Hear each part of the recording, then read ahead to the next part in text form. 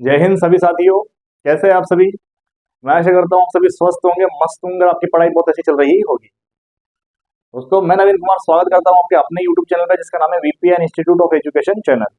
दोस्तों, गुर्जर प्रतिहार की हम बात कर रहे थे। गुर्जर प्रतिहार वंश हमारा चल रहा था, जिसके अंदर हमने पहले वीडियो के अंदर जो मंडोर के जितने भी प्रतिहार थे उनकी चर्चा कर ली थी। सेकंड वीडियो के अंदर हमने जो उज्जैन या कन्नौज के प्रतिहार थे इनकी चर्चा कर रहे थे हम, और जो रामभद्र है वहां तक हमने इसकी चर्चा कर ली थी। आज हम बात करेंगे रामभद्र के आगे जो शासक होते हैं उनकी। ठीक है दोस्तों।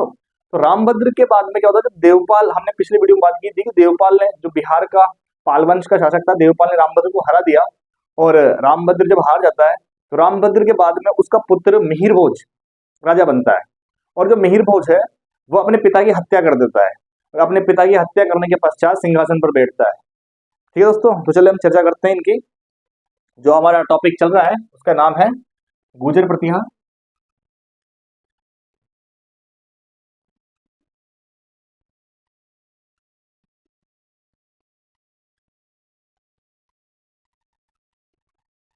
वंश। ठीक है दोस्तों, गुर्जर प्रतिहार वंश हमारा चल रहा था, और हम बात करेंगे आज मिहिर भोज की।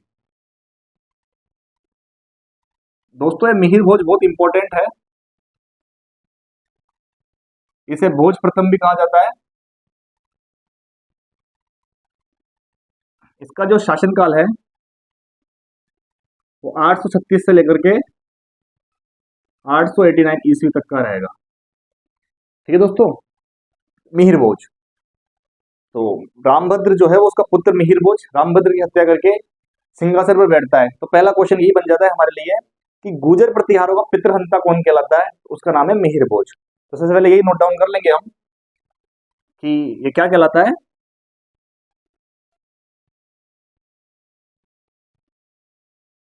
प्रतिहारों का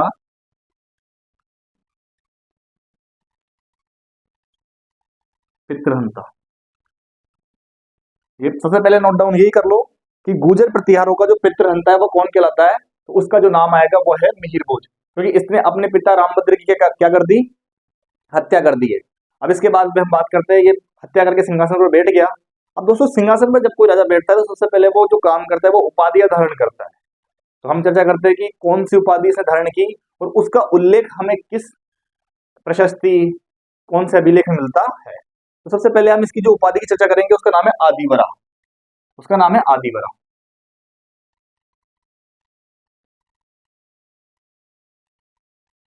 सबसे पहली जो इसकी उपाधि है उसका नाम है आदिवरा। ये जो आदिवरा उपाधि है ये इसने धारण की थी, और इसकी जानकारी हमें कौन से अभिलेख से मिलती है? तो उसका नाम है ग्वालियर अभिलेख।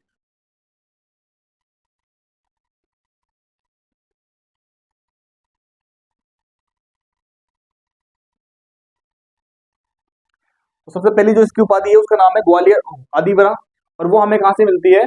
ग्वालियर अभिलेख से। अब इसके बाद में दोस्तों, मिहिर भोज जैसे ही राजा बनता है तो इसने सिक्के जारी कर दिए थे।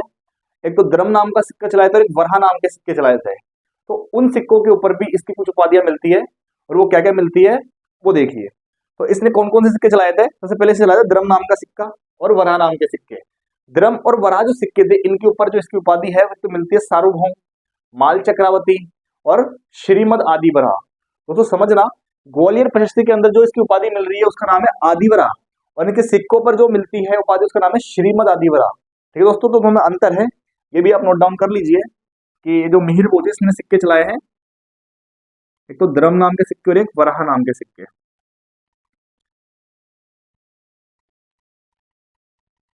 साथ के साथ नोट डाउन करते हुए चलिए दोस्तों।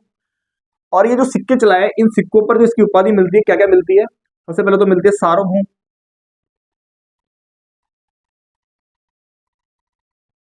उसके बाद है माल चक्रावती,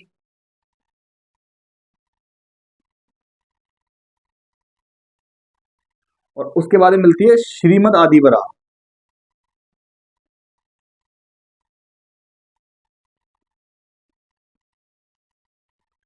तो ये तीन प्रकार की उपाधि किसके अंदर मिलती है? इसके सिक्कों में मिलती है। एक अभिलेख और है जो हमें दौलतपुरा से प्राप्त हुआ है, जैसे दौलतपुरा का अभिलेख कहते हैं। उसके अंदर इसकी दो अन्य उपाधियां और मिलती है, एक मिलती है प्रभास और एक मिलती है पाटन। तो ये दो चीजें वो भी नोट डाउन कर लेना। इसका एक तो अभिलेख मिलता है दौलतपुरा से। उस दौलतपुरा अभिलेख में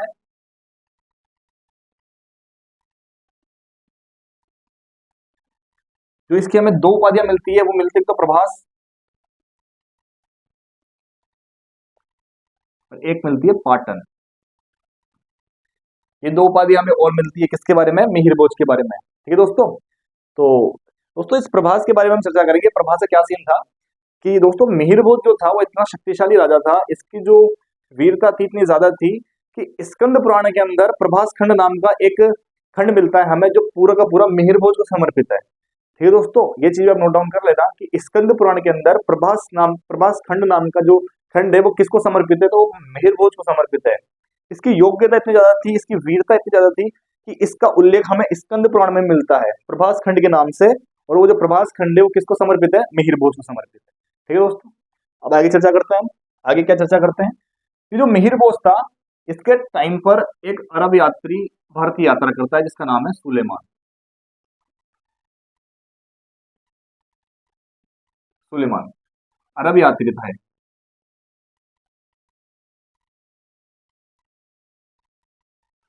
सुलेमान अरब यात्री भारत की यात्रा करता है और वो पश्चिम भारत के अंदर आता है। जब पश्चिम भारत के अंदर वो आता है तो उसे पता चलता है कि यहाँ पे कौन से राजवंश का शासन है, तो गुर्जर प्रतिहार। और उस वक्त जो राजा राज कर रहा है उसका नाम है मिहिर भोज। सुलेमान जो है वो मिहिर भोज के बारे में पता करता है कि भाई मिहिर भोज क्या काम कर रहा है ऐसा, ताकि वो अपनी जो किताब है उसके अंदर कुछ लिख सके उसके बारे में। लेकिन जब वो दोस्तों मिहिर भोज के बारे में सुनता है तो वो सुनता का सुनता रह जाता है। उसे इतना कुछ सुनने को मिलता है मिहिर भोज के बारे में कि ये अपने एक ग्रंथ लिखता है जिसका नाम है किताब उल हिंद वल सिंध। और वो इसके अंदर मिहिर भोज के बारे में लिखता है और पन्ने के पन्ने भरते जाता है कि मिहिर भोज जैसा शक्तिशाली राजा हमने नहीं देखा, इसके पास इतनी बड़ी सेना है, ये जब युद्ध करता है तो इसके बाद में जो सामने वाली सेना होती है उसके पसीने छूट जाते हैं। तो सारी सारी चीजें अपने ग्रंथ में लिखता है। हम चर्चा करेंगे क्या क्या लिखता है। तो सबसे पहले तो जो नोट डाउन करो कि जो सुलेमान था अरब यात्री, इसने किताब लिखी थी, उस किताब का नाम था किताब उल हिंद वल सिंध। उस किताब का नाम है किताब उल हिंद वल सिंध।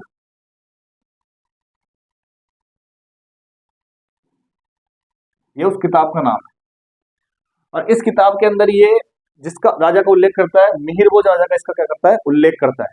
और क्या करता है समझना दोस्तों, ये जो मिहिर भोज है दोस्तों, मिहिर भोज क्या है, प्रतिहारों का सबसे शक्तिशाली राजा है।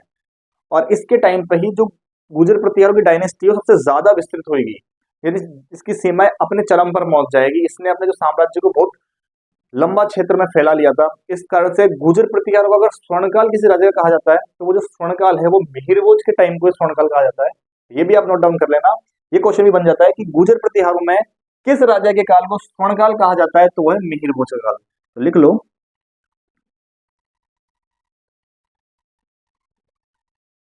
इसका जो काल है वो क्या है, प्रतिहारों का स्वर्णकाल। इसका जो टाइम क्या कहलाता है, प्रतिहारों का स्वर्णकाल। सबसे शक्तिशाली राजा ये था। अब सुनना दोस्तों, मिहिर भोज जब राजा बन गया तो इसके टाइम पे एक त्रिपक्षीय संघर्ष चल रहा है जिसकी हमने पिछले वीडियो में चर्चा की थी। इसको शुरुआत करता है वत्सराज और नागभट्ट, ये उसको लगातार लड़ते आ रहे हैं। तो जब मिहिर भोज के टाइम पे गुर्जर प्रतिहार वो कन्नौज को लेकर के संघर्ष चल रहा है, तो सबसे पहले हम देखते हैं कि जो मिहिर भोज है वो पता करवाता है, क्या कहते हैं कि वो कन्नौज के ऊपर किस किस राजा की दावेदारी है। और उसको पता चलता है कि इसके अंदर तो देवपाल, पाल वंश का शासक देवपाल है, उसकी दावेदारी है। नीचे जो दक्षिण में राष्ट्रकूट शासक है उस वक्त ध्रुव था, तो उसकी दावेदारी है। बात करेंगे और क्या कहते हैं, एक और नई शक्ति उस टाइम पे विकसित हो रही थी जिसका नाम जो कलिंजर की थी, उसका राजा था जय शक्ति, वो भी दावेदारी पेश कर रहा था। और पालों के अंदर ही एक और राजा था जिसका नाम विग्रहपाल, वो भी कन्नौज पर अधिकार दावेदारी पेश कर रहा था। तो मिहिर भोज क्या करता है, कन्नौज पर अधिकार करने के लिए एक चीज समझ जाता है कि सबसे पहले इन चारों को हराना पड़ेगा। अगर इन चारों को नहीं हराया तो कहीं ना कोई बाद में आकर के दिक्कत करता रहेगा। और चारों को एक साथ हराना जरूरी है, क्योंकि एक राजा को आप हरा दोगे तो दूसरा राजा आक्रमण कर देगा, दूसरे को हरा दोगे तो तीसरा कर देगा। और चारों की जो दावेदारी है वो कन्नौज को लेकर है। तो इसने क्या किया, इन चारों राजाओं को, ये मैं एक बॉक्स बना लेता हूँ, ये कन्नौज है, इसके अंदर पाल वंश के शासक देवपाल, एक विग्रहपाल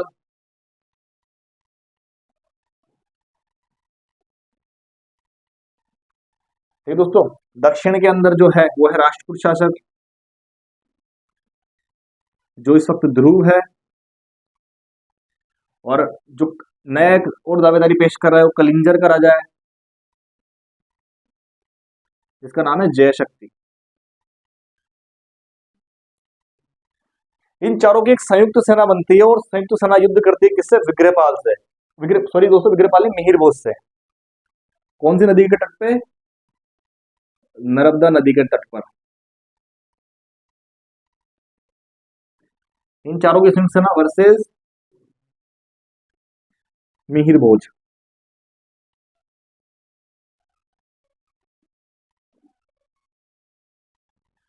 और दोस्तों मिहिर भोज के बारे में कहा जाता है कि मिहिर भोज ने इन चारों संयुक्त सेनाओं को बहुत बुरी तरह पराजित किया था। इन्हें दौड़ा दौड़ा करके मारा था, और इनको इस हालत में पहुंचा दिया था कि ये सेना अपने जो सामान लाई हुई थी उस सामान तक को वापस नहीं ले जा पाई थी। मिहिर भोज ने इन चारों के चारों जो संयुक्त सेना थी, इन संयुक्त सेना का क्या किया था? हरा देता है इन संयुक्त सेना को, और कन्नौज पर अंतिम रूप से क्या कर लेता है? अधिकार कर लेता है। तो ये चीजें नोट डाउन कर लो। तो मिहिर भोज ने इन चारों को नर्मदा नदी के तट पर संयुक्त रूप से हराया था, और अंतिम रूप से किस पे अधिकार कर लेता है? कन्नौज पर। किस पे अधिकार कर लेता है? कन्नौज पर।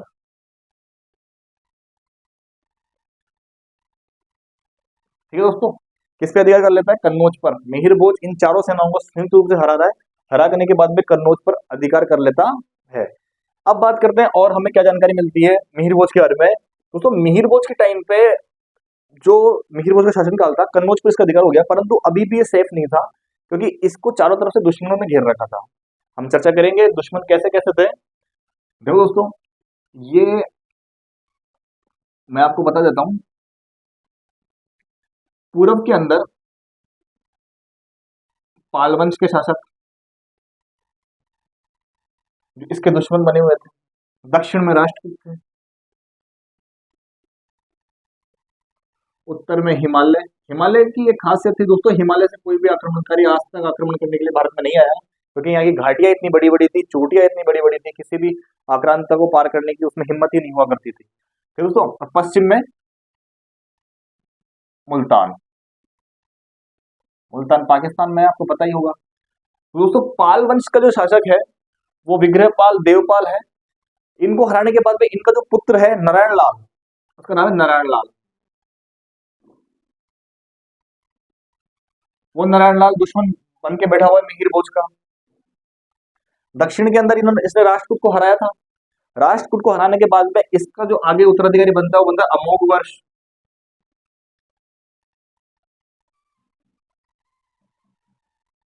ये अमोघ वर्ष मिहिर भोज का दुश्मन है। और मुल्तान के अंदर उस टाइम पे अरबों का आक्रमण था। अरब जो थे पश्चिम से लगातार भारत पे आक्रमण कर रहे थे। हमने चर्चा कर ली बत्सराज के टाइम पे, नागभट्ट के टाइम पे। वो राजा कंटिन्यू अरबों के आक्रमण को विफल कर रहे हैं। तो पश्चिम से अरबों के आक्रमण निरंतर होते जा रहे हैं इस वक्त भी। तो मुल्तान जो जगह है या पश्चिम जो क्षेत्र है उसके अंदर जो मिहिर भोज का सबसे बड़ा शत्रु है वो अरब है। और अरब जो है वो लगातार क्या कर रहे हैं? आक्रमण करते हुए जा रहे हैं। तो अरब आक्रमणकारी मुल्तान के अंदर सबसे पहले कौन है? अरब आक्रमणकारी।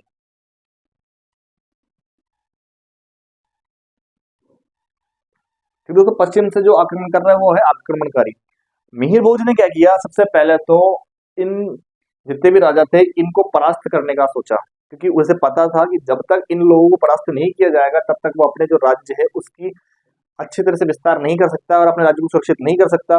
अभी उसने एक बहुत बड़ा युद्ध लड़ा था, उसने भले ही जीत लिया, परंतु फिर भी उसे लग रहा था कि अभी भी मुझे यही नहीं रुकना है, मुझे और आगे बढ़ना है। अपने को अपना जो विस्तार है, साम्राज्य का विस्तार है, उसे और आगे करना है। और उससे आगे कैसे किया जाएगा? तो ये जितने भी दुश्मन हैं उस सबको नष्ट करके, तो या फिर इनको परास्त करके। तो सबसे पहले जो आक्रमण करता है मिहिर भोज वो किस पे करता है? नारायण लाल पर। जो देवपाल का जो पुत्र है नारायण लाल, उस पर आक्रमण करता है और सबसे पहले तो इसको हराता है। सबसे पहले किसको हराता है? नारायण लाल। नारायण लाल को हराने के बाद में दक्षिण के अंदर अमोघ वर्ष है, इसको भी सेना में, इसको भी युद्ध में हराता है।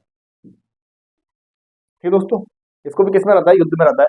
तो अपना जो साम्राज्य है मिहिर भोज ने वो पूरब से और दक्षिण तक क्या कर लिया? यहाँ पे तो उसे सिक्योर कर लिया, सेफ कर लिया। उत्तर के अंदर हिमालय है तो वहां से उसको कोई आपत्ति नहीं थी।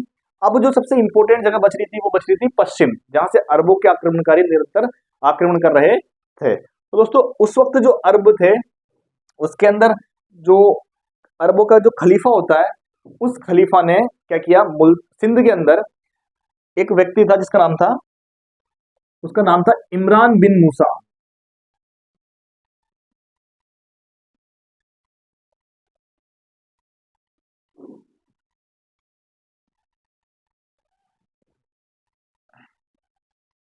इसी से चर्चा करेंगे। अरबों के अंदर जो खलीफा थे, उन खलीफाओं ने जो उनका अधिकार क्षेत्र उस टाइम में सिंध पर रहा था, सिंध जो था अरबों के अंडर में था। तो अरबों के जो खलीफा थे उन्होंने इमरान बिन मूसा को क्या किया, सिंध का शासक घोषित कर दिया, सिंध पर उसको नियुक्त कर दिया। ठीक है दोस्तों, ये बात जब पता चलती है मिहिर भोज को, तो मिहिर भोज जो अपना अगला जो पड़ाव लेता है वो अगला पड़ाव लेता है सिंध की तरफ। और दोस्तों सिंध की तरफ जब क्या कहते हैं मिहिर भोज युद्ध के लिए जाता है, तो उसका जो सामना होता है वो इमरान बिन मूसा से होता है। और जो इमरान बिन मूसा है, ये दोस्तों संयुक्त जो सेना है वो मिहिर भोज से युद्ध करता है। और मिहिर भोज ने इसको इतना बुरी तरह परास्त किया था जिसकी हद नहीं थी, इसको मार मार के भगाता है। और जो पूरा का पूरा सिंध क्षेत्र है, उस पूरे के पूरे सिंध क्षेत्र को अपने साम्राज्य में मिला लेता है। तो पूछ लिया जाएगा कि अरब आक्रमणकारी के समय और मिहिर भोज के समय कौन से अरब आक्रमणकारी से मिहिर भोज की लड़ाई हुई थी, तो वो था इमरान बिन मूसा। ठीक है दोस्तों, वर्सेस, लिख लो इसे, मिहिर भोज।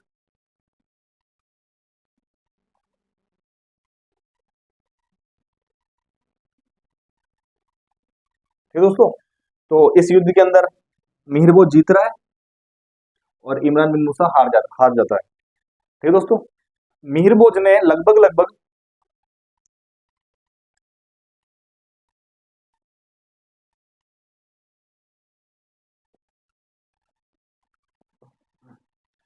मिहिर भोज ने लगभग सभी जो भी क्षेत्र था सिंध का उसको अपने राज्य में मिला लिया।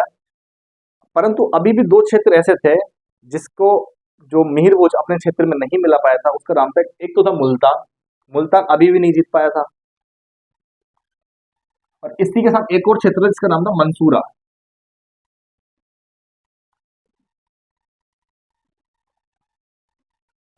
ये मुल्तान और मंसूरा दो क्षेत्र थे जिसको मिहिर भोज अपने साम्राज्य में मिला नहीं पाया था। उसके पीछे क्या रीजन था कि जब मिहिर भोज आक्रमण करने आया था सिंध के ऊपर, और इसने जब इमरान बिन मूसा से युद्ध किया था, तो इस क्षेत्र के जो अरब आक्रमणकारी थे उसको भाग गए थे। और भाग करके एक इन्होंने गुफा बनवा रखी थी जिसका नाम था अनमहफूज गुफा। ठीक दोस्तों, तो जितने भी जो अरब आक्रमणकारी थे ये क्या करते थे, जब भी मिहिर भोज आक्रमण करने के लिए आ रहा था तो ये क्या करते थे, उन गुफाओं में चला जाया करते थे जिसका नाम था अनमहफूज गुफा। और उस गुफा में बैठ जाया करते थे। जैसे ही मिहिर भोज की सेना वापस जाया करती थी तो ये उस गुफाओं से बाहर निकल करके जो मिहिर भोज ने क्षेत्र जीते थे उनके ऊपर आक्रमण करके पुनः उनको अरबों के अंडर में ले लिया करते थे।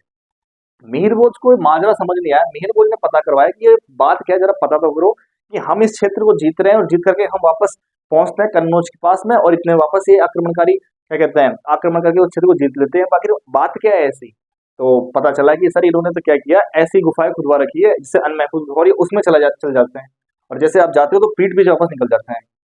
मिहिर भोज को लगा कि इन गुफाओं पर बंदी कराना इन गुफाओं को बहुत जरूरी है, नहीं तो ये ऐसे ही क्या करेंगे, निरंतर युद्ध करते रहेंगे। और आज तो चलो प्रत्यारोप शक्ति चरम पर है, कालांतर में कभी जो प्रत्यारोप शक्ति क्षीण होएगी तो ये तो फिर पूरे पूरे भारत को क्या कर लेगी, अपने कब्जे में कर लेंगे।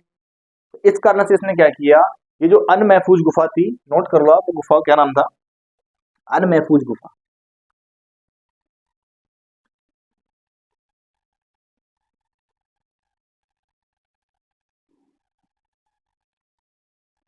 ये जो अनमहफूज गुफा थी, इन अनमहफूज गुफा के अंदर तक घुस घुस करके इन्होंने अरब आक्रमणकारी को मारा था।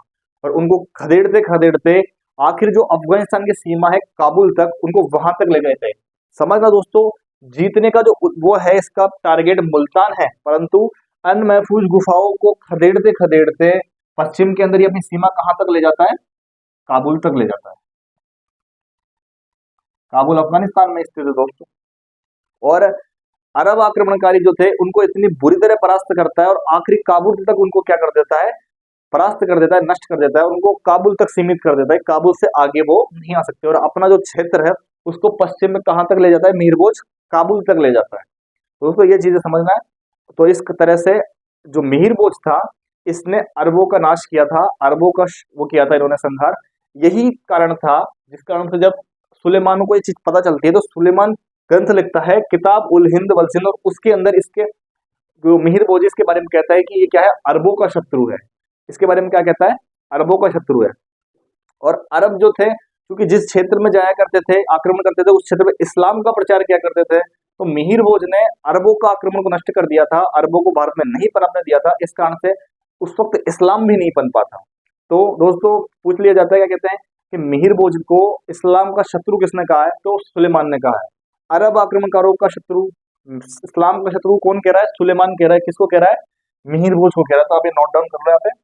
तो इस कारण से सुलेमान ने मिहिरभोज को क्या कहा है, इसको कहा है अरबों का शत्रु,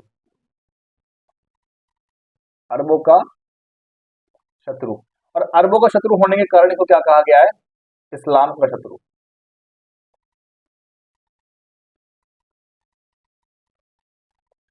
क्या कहा गया है इनको, मिहिरभोज को इस्लाम का शत्रु कहा गया है। इनफैक्ट जब अल मसूदी आने वाले टाइम में, मिहिरभोज के बाद में जो राजा बनेंगे कालांतर में महिपाल, और उस महिपाल के टाइम पे एक और जो यात्री है बगदाद का अल मसूदी, वो भारत की यात्रा करेगा। और जब वो आता है, वो अपने ग्रंथ लिखता है, उस ग्रंथ के अंदर वो ये तक जिक्र करता है कि जो मिहिरभोज था इसके पास 36 लाख सेना हुआ करती थी। इसके पास कितनी सेना थी, 36 लाख। मिहिरभोज के पास लगभग कितनी सेना थी, 36 लाख सेना थी मिहिरभोज के पास में। ये कौन बताता है, अल मसूदी बता रहा है। और ये बोलता है कि जब मिहिरभोज अपनी सेना लेकर के अरब आक्रमणकारियों के पास में युद्ध करने के लिए जाता है, तो अरब आक्रमणकारी इतने ज्यादा भयभीत हो जाते हैं, इतने ज्यादा घबरा जाते हैं, और कि उनकी हिम्मत नहीं होती इससे युद्ध करने की, वो मैदान छोड़ के भाग जाया करते थे। मिहिरभोज जो है वरहा नाम से युद्ध किया करता था, इसने वरहा नाम की उपाधि धारण की थी, हमने चर्चा कर ली आदि बरा। तो अरबों के जो अरब थे उनके अंदर ये डर बैठ गया था कि या तो युद्ध करना छोड़ दो, नहीं तो वरहा आ जाएगा। ठीक है। और कालांतर में हम देख लेते हैं, आज भी जितनी भी जो मुस्लिम्स है उनको सुअर से नफरत है। वरहा किसका अवतार है, वरहा जो भगवान विष्णु का अवतार है, वरहा का मतलब सुअर होता है, पर्यायवाची देखेंगे तो हम। तो मुस्लिम्स जो है वो आज भी सुअर से नफरत करते हैं। तो अल मसूदी एक लॉजिक देके जाता है कि ये जो मुस्लिमों के डर अंदर सुअर का डर है, वो मिहिरभोज के कारण बैठा हुआ है। ठीक है दोस्तों, तो ये वाली बात अल मसूदी कह के जाता है अपने अपने ग्रंथ के अंदर। ठीक है दोस्तों, तो ये चर्चा थी किसकी, मिहिरभोज की। हम इसके बारे में हम और चर्चा करेंगे आगे कि इसने आगे क्या क्या किया। दोस्तों इतना सब कुछ जीतने के बाद में इसका जो क्षेत्र है, विस्तार क्षेत्र साम्राज्य का, हम उसकी चर्चा कर लेते हैं, वो कहाँ से कहाँ तक हो गया है। तो देखिए दोस्तों, चर्चा कर लेते हैं हम। उत्तर के अंदर तो इसका जो क्षेत्र है वो हिमालय तक है, मतलब कश्मीर तक। उत्तर के हिमालय से दक्षिण के किसको लास्ट में किसको हराता है, अमोघ वर्ष को। तो अमोघ वर्ष को हराने के बाद में आंध्र प्रदेश तक,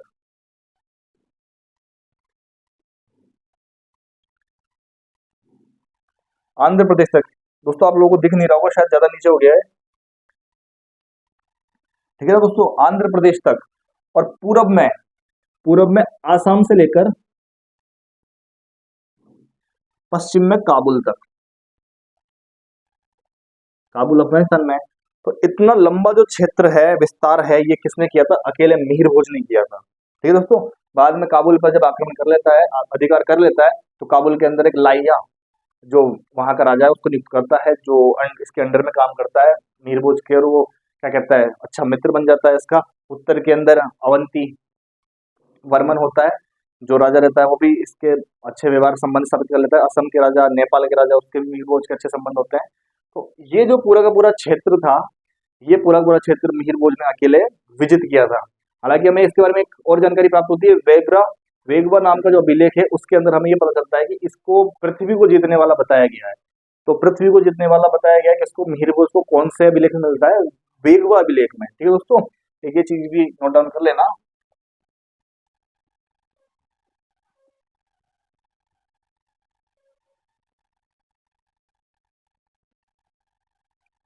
क्या बोला गया है इसको, पृथ्वी को जीतने वाला।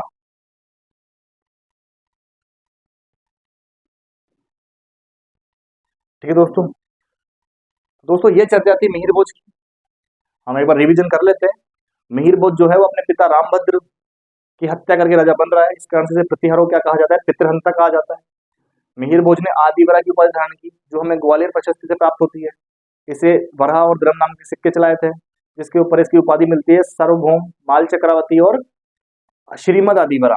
एक हमें दौलतपुर अभिलेख मिलता है, जिसके अंदर इसकी प्रभास की उपाधि मिलती है और पाटन की उपाधि मिलती है। प्रभास का संबंध सीधा स्कंद पुराण से लिया गया है। स्कंद पुराण के अंदर एक प्रभास खंड है जो सीधा सीधा किसको समर्पित है, वो समर्पित है मिहिर भोज को। ठीक दोस्तों, मिहिर भोज के टाइम पे अरब यात्री सुलेमान जो भारत की यात्रा करता है और उसे पता चलता है कि भाई पश्चिम के अंदर एक डायनेस्टी है जो राज कर रही है और उसके अंदर मिहिर भोज राजा बना हुआ है। जब वो पता करता है कि भाई मिहिर भोज क्या कर रहा है, तो घबरा जाता है और अपने ग्रंथ लिखता है, किताब उल हिंद वल सिंध, और उसके अंदर वो बोलता है कि जो मिहिर भोज है अरबों को इतना बुरा मारता है, इसका अर्थ किसका शत्रु है, ये अरबों का शत्रु है। अरबों को मारने का इसको किसका शत्रु बताया गया, इस्लाम का शत्रु बताया गया है। ये जो मिहिर भोज है ये कन्नौज पर अधिकार करता है। नर्मदा नदी के तट पर 4 जो राज्य है उसकी संयुक्त सेना को हराता है। एक तो पाल वंश के देवपाल और विग्रहपाल, कलिंजर के जयशक्ति और दक्षिण के जो ध्रुव थे उसको संयुक्त रूप से हराता है। कन्नौज पे क्या कर लेता है, अधिकार कर लेता है। उसके बाद हम बात करेंगे जो पाल वंश का उत्तराधिकारी होता है नारायण लाल, उसको हराता है। दक्षिण के अंदर राष्ट्रकूट शासक का जो उत्तराधिकारी था अमोघवर, उसको भी पराजित करता है। और पश्चिम के अंदर मुल्तान के अंदर जो इसके मुख्य लड़ाई होती है अरबों से, वो बहुत इंपॉर्टेंट है। अरबों के अंदर उस समय क्या कहते हैं, सॉरी मुल्तान के अंदर उस समय अरबों का आक्रमण था, आक्रमण क्या कहते हैं, अधिकार था।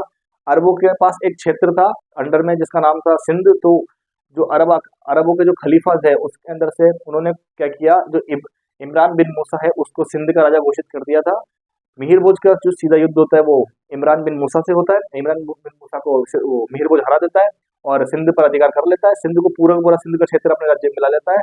लेकिन 2 क्षेत्र अभी भी छूट जाते हैं, जिसका नाम है एक तो मुल्तान और एक मंसूरा। इन दोनों को छूटने के पीछे पता लगाया जाता है, तो उसका कारण ये निकलता है कि वहां पर जो अरब आक्रमणकारी उन्होंने अल महफूज नाम की गुफाएं खुदवारा की और वो उनमें चले जाते हैं। तो जो मिहिर भोज है वो इन गुफाओं में घुस करके उनको खात्मा करता है और अरब आक्रमणकारी को लास्ट काबुल तक खदेड़ के आता है और उनको काबुल तक ही सीमित कर देता है और अपने जो साम्राज्य है उसको सुरक्षित कर लेता है और अपने साम्राज्य की पश्चिम सीमा काबुल तक पहुंचा देता है।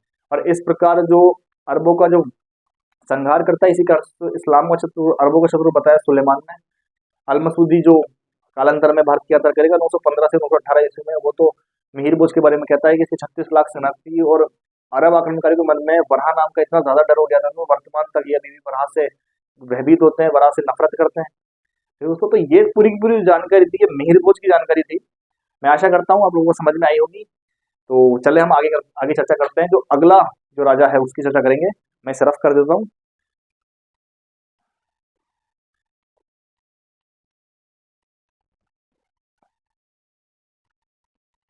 तो दोस्तों चलिए आगे चर्चा करते हैं।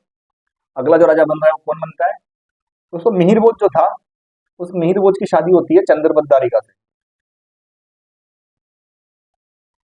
मिहिर भोज की शादी होती है चंद्रबत दारिका।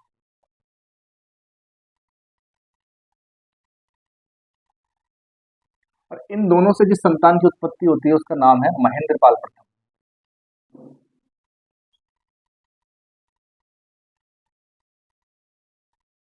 इसकी चर्चा करेंगे अब, महेंद्रपाल प्रथम। महेंद्रपाल प्रथम जो है 889 से 908 ईस्वी तक शासक बनता है। दोस्तों मिहिर भोज ने लगातार इतने युद्ध किए थे, तो और मिहिर भोज ने अपना जो साम्राज्य है उसको काफी ज्यादा विकसित कर लिया था, विस्तार कर लिया था उसका। लेकिन 885 ईस्वी के अंदर अंतिम समय के अंदर मिहिर भोज का युद्ध से, राजपाट से मन उठ जाता है और मिहिर भोज जो है अब वो क्या कहते हैं, ना तो युद्ध करना चाहता था ना ही वो शासन करना चाहता है। उसका मन संन्यास की तरफ जाता है, विरक्ति हो जाती है उनको राजपाट से, युद्ध से, इनसे। तो वह अपने पुत्र महेंद्रपाल प्रथम को अपने पास बुलाता है और जो अपना जितना भी राजपाट है वो जीते जी किसको सौंप देता है, अपने पुत्र महेंद्रपाल प्रथम को सौंप देता है और स्वयं वन में चला जाता है और अपना जो अंतिम समय है वो वन में निकालता है। और 889 ईस्वी के अंदर उसकी मृत्यु हो जाती है। 889 ईस्वी के अंदर मिहिर भोज की मृत्यु हो रही है। उसके बाद में जो राजा बन रहा है वो बन रहा है महेंद्रपाल प्रथम।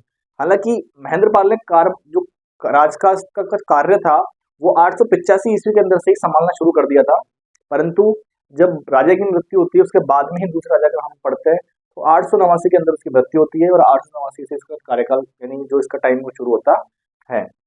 अब इसकी चर्चा करेंगे तो सबसे पहले इसने कौन कौन सी उपाधि धारण की थी। तो सबसे पहले ऐसा था कि महेंद्रायुध की उपाधि धारण की थी, महिषपाल की उपाधि धारण की थी, एक रघुकुल चूड़ामणि की उपाधि धारण की थी, निर्भय नरेश की उपाधि, परमेश्वर। तो ये कुछ उपाधियां है जो महेंद्रपाल प्रथम ने धारण की थी। तो हम नोट डाउन कर लेंगे इसको, कौन कौन सी इसने उपाधि धारण की थी। तो सबसे पहले तो महेंद्रपाल, महेंद्रायुध, युद्ध,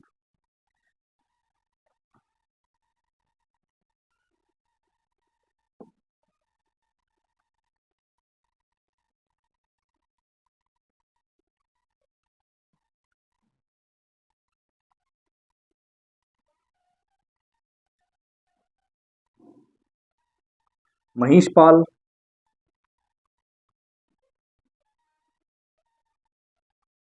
महेंद्रायुध, महिषपाल, रघुकुल चूड़ामणि,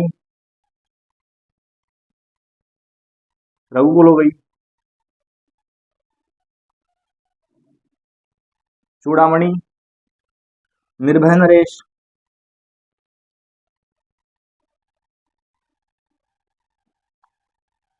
और परमेश्वर। दोस्तों ये कुछ उपाधियां हैं जो क्या कहते हैं महेंद्रपाल प्रथम ने धारण की थी। दोस्तों उत्तर भारत का इतिहास लिखने वाले एक लेखक है जिसका नाम है बीएन पाठक।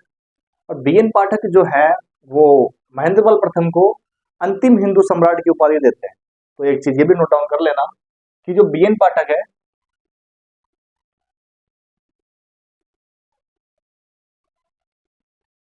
ये जो बीएन पाठक है, ये महेंद्रपाल को प्रथम को अंतिम हिंदू सम्राट, अंतिम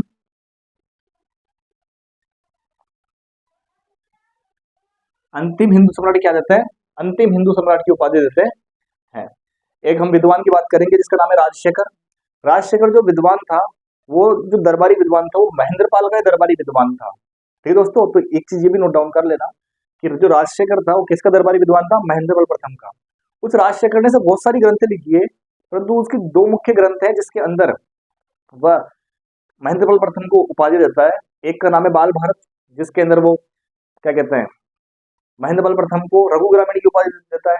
और एक उसकी जो ग्रंथ है अन्य, उसका नाम है विद्वशाल भंजिका। उस ग्रंथ के अंदर वह महेंद्रपाल प्रथम को रघुकुल तिलक कहता है। क्या कहता है, रघुकुल तिलक। तो एक चीज नोट डाउन कर लेना, राजशेखर जो दरबारी विद्वान था, राजशेखर वो इसी महेंद्रपाल प्रथम का दरबारी विद्वान था। और इसने दो ग्रंथों के अंदर दो उपाधियां दी है महेंद्रपाल प्रथम को। एक तो इसकी ग्रंथ है उसका नाम है बाल भारत, जिसके अंदर वो क्या कहता है, इसको रघु ग्रामीण की उपाधि देता है। रघु, कौन सी उपाधि देता है, रघु ग्रामीण की उपाधि देता है। दूसरी जो इसकी ग्रंथ है उसका नाम है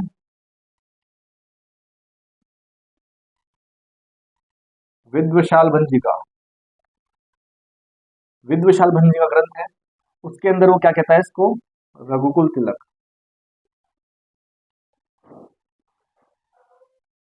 तो ये दो उपाधि देता है किसको, महेंद्रपाल प्रथम को। और कौन देता है, राजशेखर। बाकी हम बात करेंगे जो महेंद्रपाल है उसके बारे में कहाँ कहाँ जानकारी मिलती है। तो गया हो गया, अवध हो गया, बिहार, यूपी के बहुत सारे क्षेत्र, दक्षिण के अंदर हम बात करेंगे तो मध्य प्रदेश, कर्नाटक, महाराष्ट्र, इसके अंदर बहुत सारे क्या मिलते हैं, हमें अभिलेख मिलते हैं जो हमें क्या कहते हैं, महेंद्र प्रथम की जानकारी देते हैं। अब जो दोस्तों राजशेखर है, इसने कई ग्रंथों की रचना की, अन्य की ग्रंथों की रचना थोड़ी सी हम उसकी चर्चा कर लेते हैं। बाकी जब हम आर्ट एंड कल्चर पढ़ेंगे तब सारी ग्रंथों की चर्चा करेंगे। तो चंद्रशेखर जो है विद्वान, इसने एक ग्रंथ लिखी जिसका नाम है काव्य मीमांसा।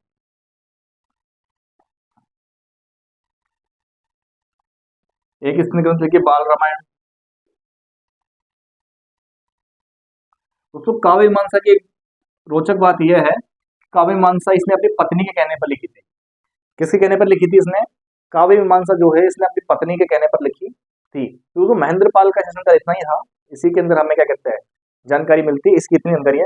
दोस्तों पिछले जो हमने थोड़ी देर पहले बात की थी बेगवा अभिलेख की, जो 893 ईस्वी का अभिलेख है, जिसके अंदर हमें मयूरभंज को पृथ्वी को जीतने वाला बताया गया है। दोस्तों वो जो अभिलेख है वो इसी ने लगवाया था, महेंद्रपाल प्रथम ने ही वो अभिलेख लगवाया था 893 ईस्वी के अंदर। और वो जो अपने पिता है उसको क्या बताता है कि उन्होंने पृथ्वी को जीत लिया था, पृथ्वी को जीतने वाला बताया था। ठीक है दोस्तों, अब हम चर्चा करेंगे आगे की ये जो महेंद्रपाल है, इस महेंद्रपाल की 2 शादियां होती है। यहां हम चर्चा कर लेते हैं। महेंद्रपाल, इस महेंद्रपाल की शादी होती है 2। एक पत्नी का नाम है दहनागा और दूसरी का नाम है मही देवी। दोस्तों दहनागा बड़ी पत्नी है और मही देवी छोटी। तो दहनागा से जिस संतान की उत्पत्ति होती है उसका नाम है भोजदृतीय, और मही देवी से जिस संतान की उत्पत्ति होती है उसका नाम है महीपाल। महेंद्रपाल के आदेश के अनुसार राजा कौन बन रहा है? महेंद्रपाल के अनुसार राजा बनता है भोजदृतीय, और जागीर किसको दी जाती है? महीपाल को। परंतु महीपाल जो था उसको सिंहासन के प्रति लालच आ जाता है, और ये क्या करता है? भोजदृतीय को युद्ध के अंदर हरा देता है और स्वयं क्या करता है? गद्दी पर बैठ जाता है। एक चीज नोट डाउन करने वाली बात यह है कि महेंद्रपाल जब भोजदृतीय को युद्ध में हराता है तो इसकी सहायता करता है चंदेल राजा एक, उसका नाम है हर्षदेव। हर्षदेव नाम पे कौन था? चंदेल राजा था। हर्षदेव नाम का एक चंदेल राजा था जो महीपाल की सहायता करता है भोजदृतीय को हराने में, और महेंद्रपाल क्या करता है? खुद राजा बन जाता है। तो अब हम जो अगले राजा की चर्चा करेंगे उसकी करेंगे महीपाल की। दोस्तों इस जो ये भी घटना चक्र होता है इसके अंदर लगभग लगभग 5-1 साल का टाइम निकल जाता है। तो 908 ईस्वी के बाद में 5 साल का ये होता है, और महीपाल जब राजा बनता है तो 913 से राजा बनता है। 913 ईस्वी से 943 ईस्वी तक राजा बनता है कौन? महीपाल। तो अब महीपाल की चर्चा करेंगे। मैं इसे रफ कर देता हूँ।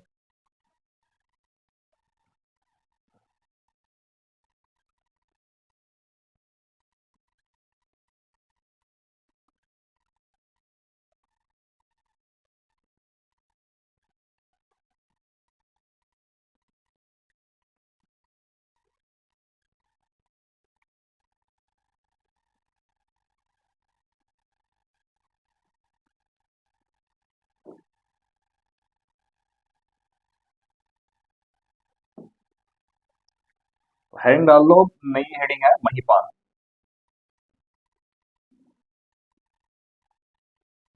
महीपाल जो राजा 913 ईस्वी से 943 ईस्वी तक ये शासन करता है। तो इसका भी शासनकाल थोड़ा इंपॉर्टेंट रहेगा।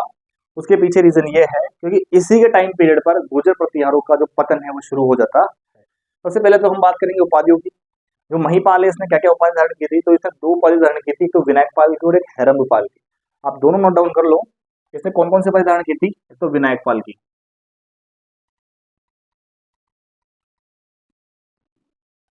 और दूसरी हैरंबपाल। ये 2 उपाधि कौन धारण करता है? ये 2 की 2 उपाधि धारण करता है महेंद्रपाल, सॉरी महीपाल प्रथम। ठीक है दोस्तों। राजशेखर जो था, अभी जिसकी हमने चर्चा की थी, राजशेखर, राजशेखर ने भी इसको कुछ उपाधियां दी है, उसकी भी हम चर्चा कर लेते हैं। राजशेखर जो है इसको क्या क्या उपाधि देता है?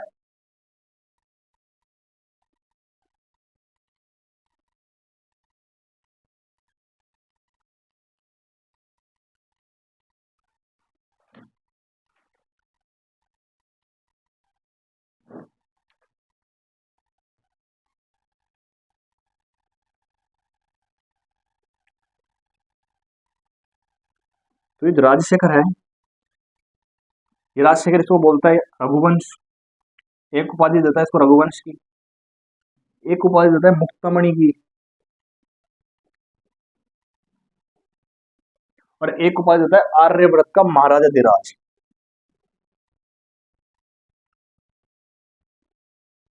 आर्यव्रत का महाराजा धीराज।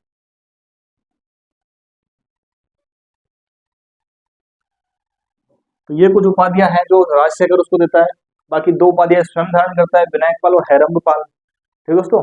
एक सबसे इंपॉर्टेंट जो इसके शासन काल में घटना होती है वो ये कि अरब यात्री अल मसूदी जो बगदाद का निवासी था, वो भारत की यात्रा करता है। जैसे हमने चर्चा की थी अभी थोड़ी देर पहले। तो अल मसूदी भारत की यात्रा करता है। अल मसूदी 915 से 918 ईस्वी के बीच में, 915 से 918 ईस्वी के बीच में अल मसूदी भारत की यात्रा करता है, और वो गुर्जर प्रतिहारों के लिए बहुत इंपॉर्टेंट इसलिए हो जाता है क्योंकि अल मसूदी ने ही गुर्जर प्रतिहारों को अल गुर्जा कहा है, और इनके राजा को बोरा कहा है। ये चीज आप नोट डाउन कर लेना, बहुत जरूरी है ये। अल मसूदी क्या बोलने आता है गुर्जर प्रतिहारों को?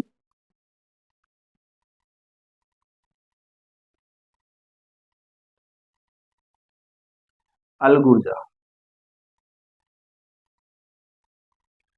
और जो राजा है उसको बोल के आता है बोरा। जो राजा है उसको क्या बोल के आता है? राजा को बोल के आता है बोरा। ठीक है दोस्तों, तो अल मसूदी ने गुर्जर प्रतिहारों को क्या कहा है? अल गुर्जा। और राजा को क्या कहा है? बोरा। ठीक है दोस्तों, अब हम चर्चा करेंगे आगे। आगे हमें क्या क्या जानकारी प्राप्त होती है। तो दोस्तों, महेंद्र ये जो महिपाल है, इस महिपाल के टाइम पे गुर्जर प्रतिहारों क्या है? पतन होना शुरू हो गया था। तो एक चीज नोट डाउन आप ये भी कर लीजिए कि प्रतिहारों का पतन किसके टाइम पे शुरू हो जाता है?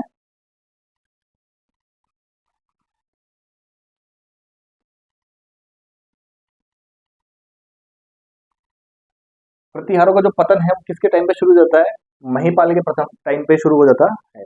एक हमें जानकारी प्राप्त होती है, वो मैं आपको अभी बताता हूँ। जस्ट उससे पहले ये चर्चा कर लेते हैं कि प्रतिहारों का पतन क्यों शुरू हो रहा है। तो कवि पंप है जिन्होंने पंप भारत नाम की एक ग्रंथ लिखी है, और उस ग्रंथ के अंदर वो ये लिखते हैं कि जो राष्ट्रकूट शासक था, जिसका नाम जो क्या करता है, महिपाल को हरा देता है। ठीक है दोस्तों, उस वक्त जो राष्ट्रकूट शासक था उसका नाम ध्रुव था।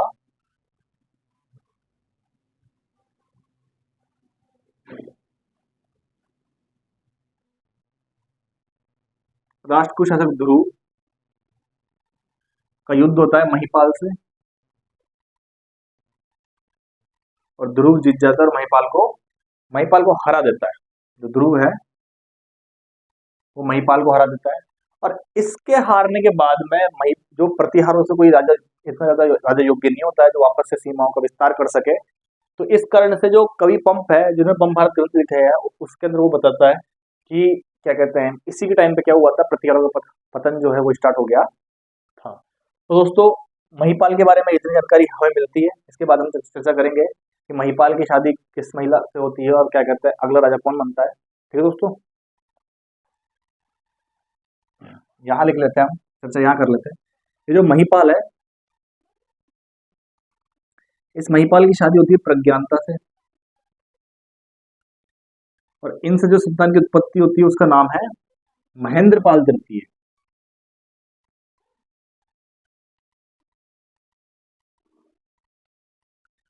दोस्तों, महेंद्रपाल तृतीय के बारे में हमें कुछ ज्यादा जानकारी नहीं मिलती है, बस इतना मिलती है कि इसने क्या किया, दशपुर मध्य प्रदेश के गांव में उसको दान में दे दिया था। ठीक है दोस्तों, इसने क्या कहते हैं, दशपुर मध्य प्रदेश के अंदर गांव है उसको दान में दे दिया था।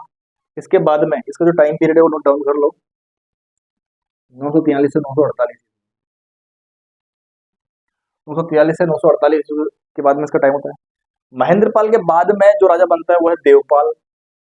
इसके बाद में राजा बन रहा है देवपाल। देवपाल का जो टाइम पीरियड है वो है 948 से 49, एक साल का। और इस देवपाल के टाइम जो शासन काल था उसके अंदर गुजरात के अंदर चंदेलों की जो एक नई शाखा स्थापित हो जाती है। चंदेल जो है स्वतंत्र रहते हैं। इसके बाद में जितने भी राजा होते हैं वो इतना ज्यादा इंपॉर्टेंट नहीं है, और उनकी चर्चा हम नहीं करेंगे क्योंकि उनके बारे में इतना कुछ ज्यादा हमें पता भी नहीं है। फिर हमें उनके नाम मिलते हैं तो हम नाम नोट डाउन कर लेते हैं उनका कि कौन कौन जो राजा बनता है। फिर दोस्तों, मैं मिटा देता हूँ इसको। तो देवपाल के बाद में जो राजा बनता है अगला बनता है विनायक पाल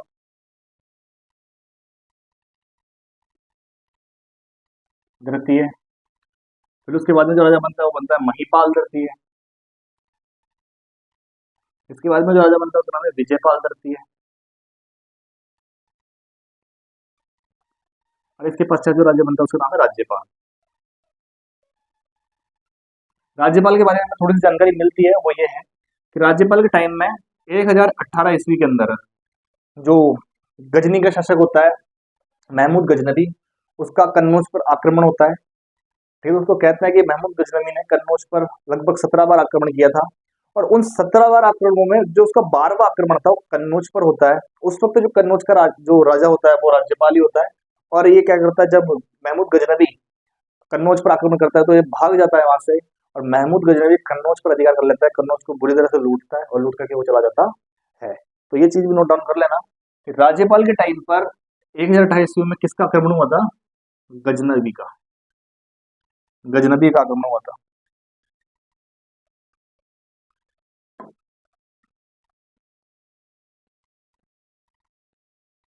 और गजनी के कुल कितने आक्रमण होते हैं? 17 आक्रमण होता है। उन 17 आक्रमण से कौन सा आक्रमण था? 12वां। टोटल कितने आक्रमण होते हैं? 17। उनमें से क्या था? 12वां आक्रमण था। राज्यपाल क्या करता है? भाग जाता है।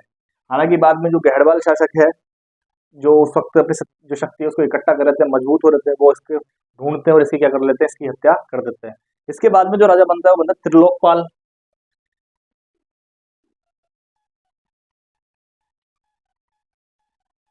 और त्रिलोकपाल के बाद में जो राजा बनता है वो बनता है यशपाल। दोस्तों यशपाल जो है, ये यशपाल अंतिम गुर्जर प्रतिहार शासक है। और क्या कहते हैं, जब सबसे लास्ट वाला जो है अंतिम गुर्जर प्रतिहार का शासक होता है, और इस वक्त जो गहड़वालों की शक्ति काफी ज्यादा मजबूत हो जाती है, और गहड़वाल क्या करते हैं? यशपाल को हटा देते हैं और स्वयं क्या कर लेते हैं? गद्दी पर बैठ जाते हैं और फिर गढ़वाल वंश की स्थापना कर लेते हैं। और इस तरह से जो गुर्जर प्रतिहार है, उस वंश का क्या होता है? पतन हो जाता है और गुर्जर प्रतिहार वंश पूरी तरह समाप्त हो जाता है। तो दोस्तों हमने चर्चा की थी शुरुआत से, जब हमने हरिश्चंद्र से बात की थी मंडोर के प्रतिहार कि किस तरह से वहां से गुर्जर प्रतिहारों की उत्पत्ति हो रही है, गुर्जर प्रतिहार विकसित हो रहे हैं, गुर्जर प्रतिहारों ने किस किस तरह से अपने राज्य को फैलाया, कौन कौन से राजा गुर्जर प्रतिहारों के हुए जिन्होंने अपने राज्य का विस्तार किया, और अंत में यशपाल पर आकर के ये जो डायनेस्टी है, पूरा का पूरा जो वंश है वो समाप्त हो जाता है। तो दोस्तों आज हमारा जो टॉपिक था गुर्जर प्रतिहार, ये समाप्त हो गया है। मैं आशा करता हूँ कि आप लोग इसका रिवीजन करना, और इसके जो दोस्तों नोट्स हैं, और नोट्स आप साथ के साथ बनाते हुए चला करो। आप सोचते हो कि आपको पीडीएफ मिल जाएगी, तो दोस्तों उसके लिए क्या होता है, थोड़ा टाइम लगता है, थोड़ा टाइम लगेगा पीडीएफ देने के लिए, पर मैं पीडीएफ दे दूंगा। पर अभी क्या दोस्तों, क्लास भी बहुत लेट रिकॉर्ड कर पाता हूँ, क्योंकि टाइम का थोड़ा इश्यू होता है, इस कारण से। बाकी तो आप लोग तैयारी कर रहे हैं, आप लोगों की तैयारी चलती रहनी चाहिए। बाकी तो बढ़िया बढ़िया पढ़ाई कीजिए, स्वस्थ रहिए, मस्त रहिए। जय हिंद, जय भारत।